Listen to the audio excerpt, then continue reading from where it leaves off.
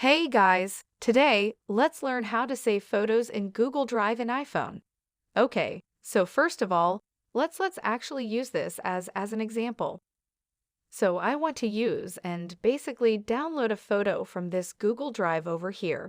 So actually, I could actually just choose and actually locate a photo that I wish to download.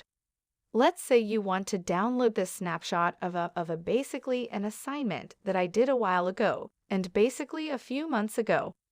Well, I actually changed my mind. I want to download this coffee. Starbucks photo. Perfect. Okay, so if you want to download this photo, basically all you need to do is to click on that photo and click over here on the three dots on the top right corner and scroll all the way down. And as you can see, you can really have, or rather you can't. You don't really have the option to download the photo right away, but you do have a turnaround. Or are there a workaround on that wherein you could actually download that photo in the most easiest way?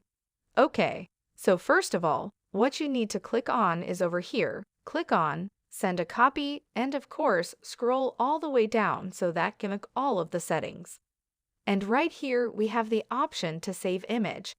So just click on Save Image, and it's going to automatically download that image onto your phones.